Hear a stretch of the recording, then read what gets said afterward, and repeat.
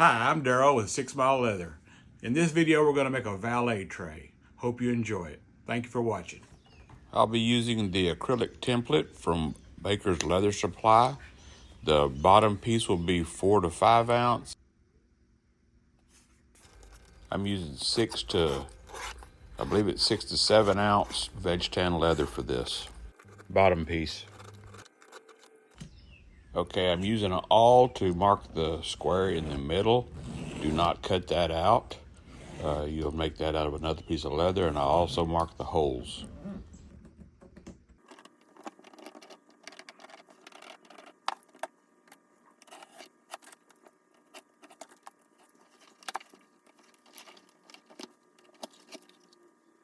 For this bottom piece, I'm using a 4 to 5 ounce veg tan leather that I will stamp.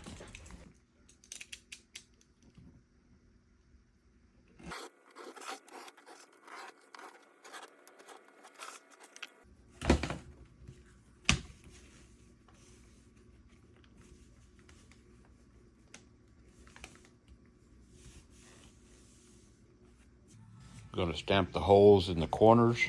I'll be using a 1/4 inch hole punch from Tandy. It's a Craftool. After I get these holes punched, I'm going to round the corners off with a corner tool. That's it right there. 3780-00 Craftool, and it is a corner tool.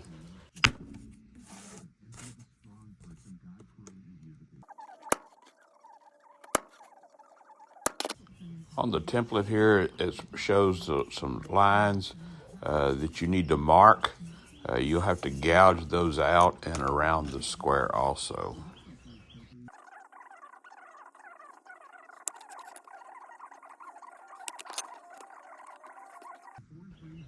I'm using an old school V-gouge from Tandy. They still have it, so it's not really old school. This one is just old, and I had to sharpen it to get it to work right. I didn't know how to do that. I've had it for a long time and never knew how to sharpen it, but after I figured that out, well, it made life a lot easier. I'm going to gouge out the corners and the middle around the square so it'll fold easier.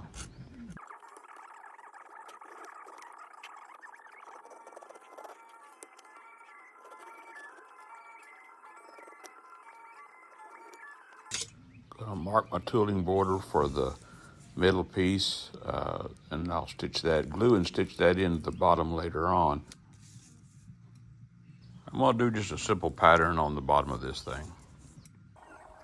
I forgot the video taping the back, but I taped the back of it with packing tape, and I just wet it down with a spray bottle.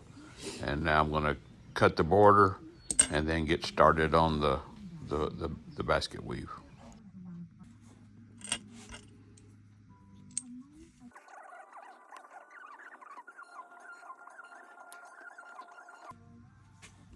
Gotta have my maker stamp.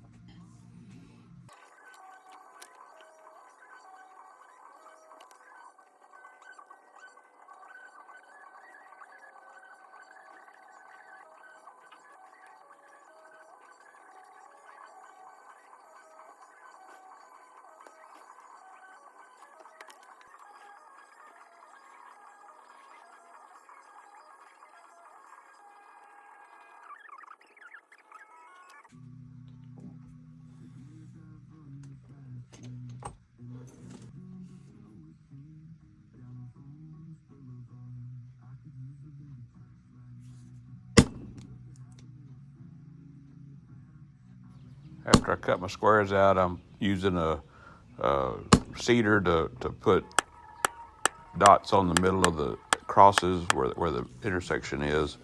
And now I'm using a swivel knife to embellish it just a little bit with some decorative cuts.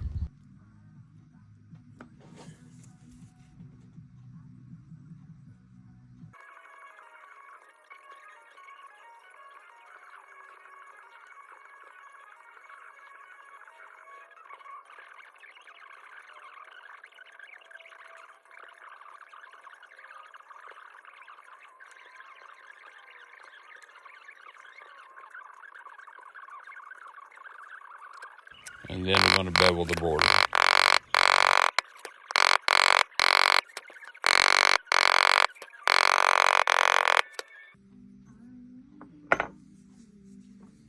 All right, time to dye. I'm going to dye the bottom piece with Fiebings Saddle Tan Pro Dye. I'm going to do front and back, both sides of the leather, because you will be able to see on both sides sometimes.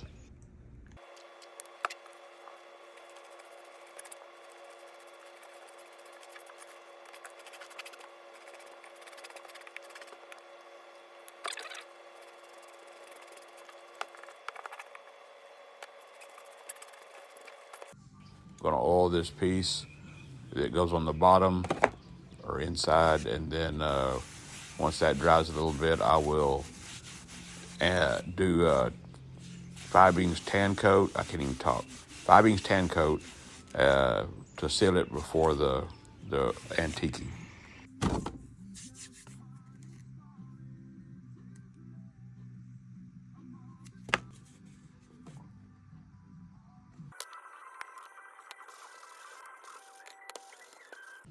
Going to use Fiebings Medium Brown Antique. I use the little jar. I take it from a big jar and put it in a little jar. It's just easier to handle.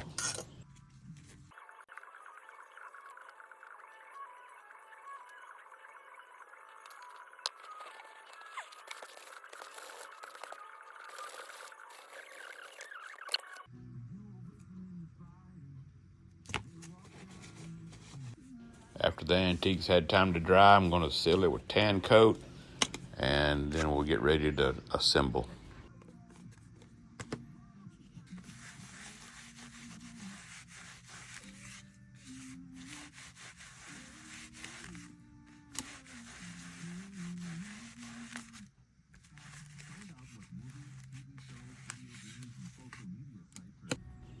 Since it's been dyed and it's the smooth side, I'm going to rough up the edge or the middle of it just to give the contact cement something to get a hold of.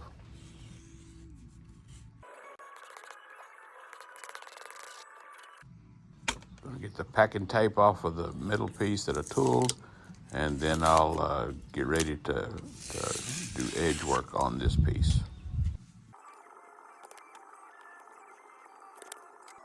Gonna bevel the edges with my new Berry King edge beveler. Love it, love it, love it. Then I will dye the edges, and then I will use Martin's Mix to go ahead and burnish them up. I'm using a dark brown dye to do the edges with.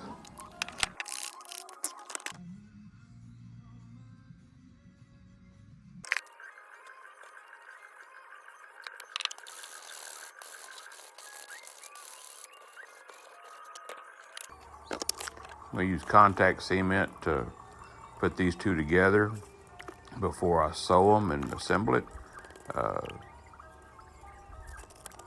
Just do the middle square at where the middle piece is gonna go.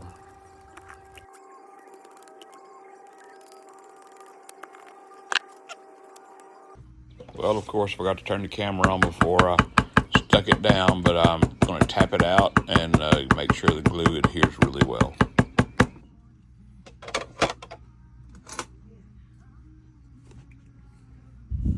Forgot to cut my stitch groove before I put it down, so we'll take care of that now. Going to stitch it up using my Cobra Class 26 sewing machine.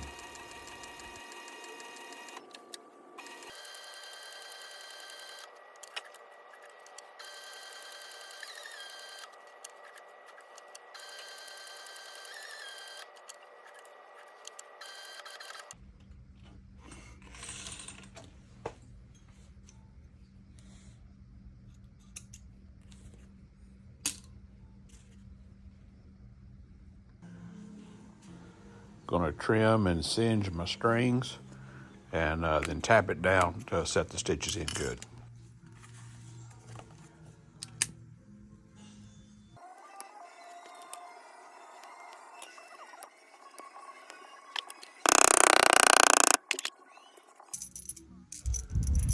going to use these shackles to do the corners with. It's the way Maker's Leather did it in their video when they made theirs, so that's what I'm going to do. I've also used regular Chicago screws to hold them together. I've never done snaps yet, but I'm thinking about doing that next.